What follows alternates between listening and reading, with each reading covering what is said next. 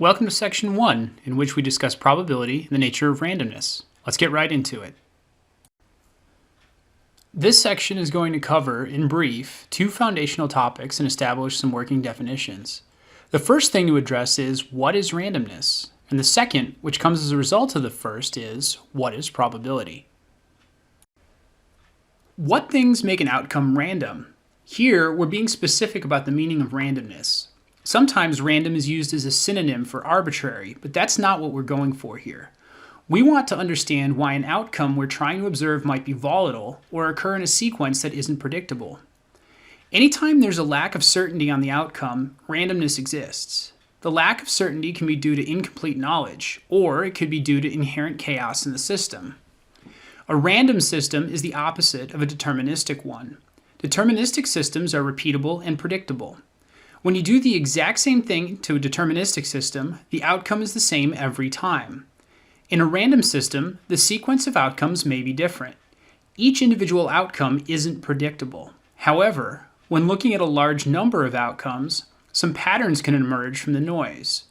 Much of the analysis of random outcomes is an attempt to identify the pattern of behavior of a collection of these outcomes in a broad sense, instead of trying to predict the next outcome, which may be a fool's errand. No discussion of probability would be complete without a discussion of coin flipping and dice rolling. Looking at a coin, there are two outcomes to flipping it. If the coin is fair, then half the time it will come up heads and the other half it will come up tails. At the time of a flip, we don't know which will come up. This implies that the flip has a random outcome.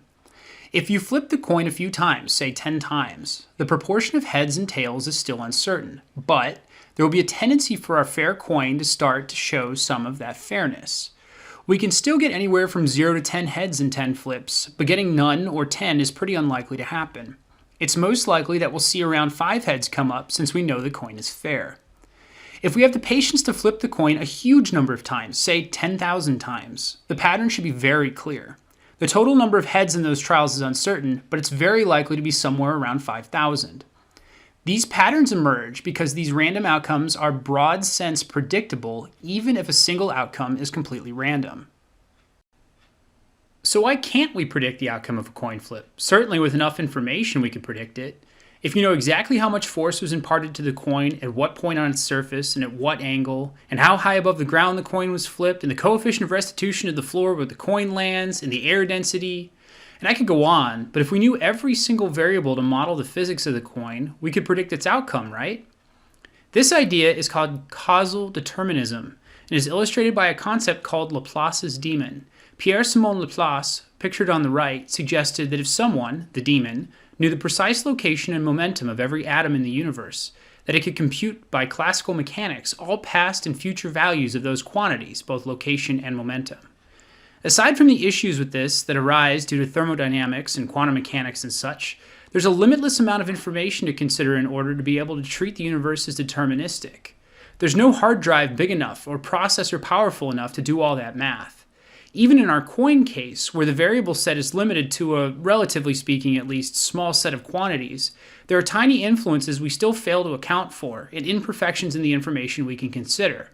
With all that information, we might feel confident in our prediction of the coin flip, but if there is even a small lack of certainty, the coin flip is still random. If a lack of certainty implies randomness, then uncertain and random are almost synonyms. This means we can look at sources of uncertainty as causes of randomness. There are two sources of uncertainty. The first is knowledge uncertainty. This is the uncertainty we have by not having the complete picture. We would feel more certain if we just had more data or saw more experimental trials. Knowledge uncertainty is generally thought to be reducible by knowing more. Sometimes, this type of uncertainty is referred to as epistemic uncertainty. Natural variability, on the other hand, cannot be reduced. These outcomes are simply by their nature random, and no matter how much we observe them, we can't narrow down their randomness. This can also arise when a system is simply too complex to understand or to model to the finest detail. Outcomes will always seem random because we can't account for the smallest pieces of the system to reliably predict the next outcome. They are simply subject to too much chaos. Natural variability is also sometimes called aleatory uncertainty. Let's talk about an intuitive interpretation of probability called physical probability. When we flip a coin, roll a die, spin a game spinner or roulette wheel, and so on, we're creating a random outcome from a system where the chance that each outcome appears is specified by the design of the system. Most of the time, we add the qualifier fair to these means of generating random outcomes. A fair coin is one that isn't biased towards any particular outcome. For any coin flip, the coin will either come up heads or tails. The relative likelihood of getting a heads on this flip is referred to as the probability of flipping heads. Since there are two outcomes that are equally likely on a fair coin, we get a probability of 1/2 for each outcome. A fair die works the same way. With 6 equally likely outcomes, the probability of getting any value is 1/6. The spinner for the classic kids game Hi-Ho Cherry-O has 7 outcomes that equally split the spinner space, so the chance of landing on bird or any other outcome is 1/7. And for American roulette wheels, there are 38 outcomes, 00 and 0 to 36, which are equally likely, and landing in any one of the pockets has a 1 in 38 chance.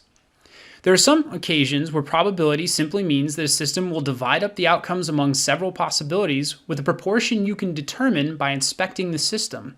In those situations, physical probability is useful.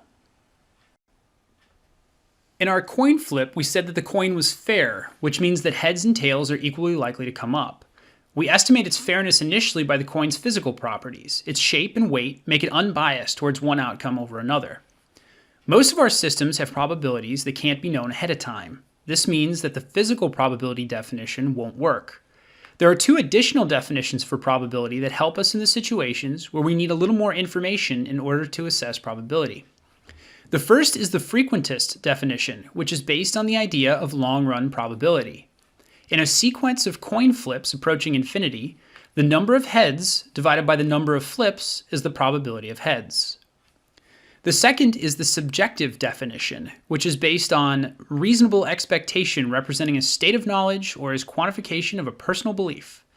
For our coin flip example, we might say, I believe the likelihood of getting a heads on a scale of 0 to 1, with 1 representing absolute certainty, is the probability of flipping heads.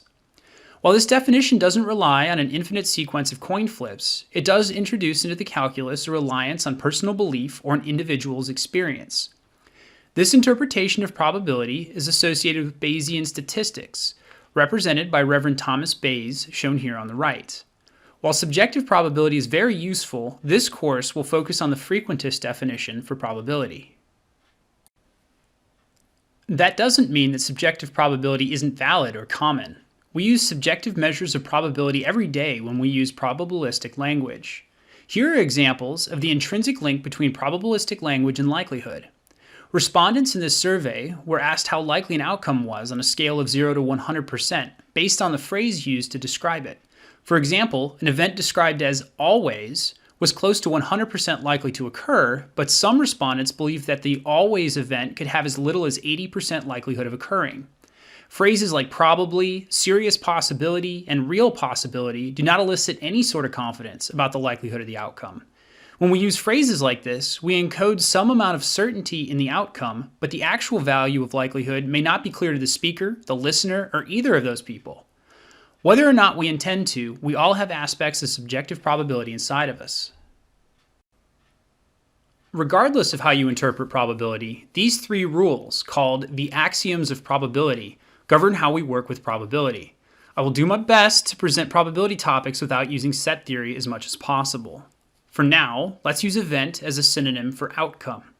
If we want to assign a probability to the outcome A, for example, getting heads on a coin flip, we have to follow 2 rules. First, the probability has to be a non-negative real number. It can be 0, but no negative values. It can be a decimal value, rational or irrational, but can't be a complex number. Second, we normalize probabilities so that they fall in the range 0 to 1. Probabilities can be equal to 1, but no greater. The probability of something happening is equal to 1. When we get to our discussion of events in the next section, we see that this definition makes it easier for us to visualize events using a Venn diagram. The third rule comes into play when we have more than one event to consider. If A and B are things that can't happen at the same time, for example, getting both a heads and a tails on a coin flip, then we refer to those events as mutually exclusive. If and only if those events are mutually exclusive, then the probability of either one happening is the sum of the probability of each event. For our fair coin, the probability of getting a heads or getting a tails is equal to the probability of getting a heads plus the probability of getting a tails, because these are mutually exclusive events. Since the probability of heads is 1/2 and the probability of tails is 1/2, the probability of getting either one is 1. Think of an equation that takes some inputs. Some of those input quantities might be uncertain or random and thus might take on different values. The value might change because it naturally changes, or because we don't know enough to reliably estimate its value. The variables in that equation are random variables and have outcomes that occur with some probability. We've already seen the first flavor of random variables. A coin flip is a Bernoulli random variable. It has two outcomes, heads and tails. In the general case, a Bernoulli random variable is a variable that can only have two states. Yes, no, heads, tails, and success, failure are three examples. We use the numbers 0 and 1 to represent the two states of a Bernoulli random variable. The second flavor, discrete random variables, represents a collection of outcomes that are either finite or countably infinite. The classic example is dice. A 6-sided die has a finite number of outcomes, specifically the integer values 1 through 6. Countable infinity is a weird concept, but this can arise in random variables that can take on only integer values. They are infinite, but you can count them. You'd just be counting for a really long time. The last flavor is the one we're generally most concerned with in water resources or economics. Continuous random variables can take on any value on an interval, including infinite intervals. When we say any value, we mean it. The value is treated with infinite precision and theoretically carried out to decimal dust. This is because outcomes can have infinitesimal differences and still be different outcomes. In hydrology, we deal with measurements of stream flow, which can take on any value, sometimes including negative numbers in places where flow is reversible. The utility of random variables is that we can use functions to map outcomes to probabilities. In the third and fourth sections of this lecture, we will discuss probability distributions, which are functions that take a numerical valued outcome and return its probability. In this section, we looked at a brief introduction to probability and the nature of randomness. We will use this as a jumping off point in the next section to start talking about the more complex rules of probability.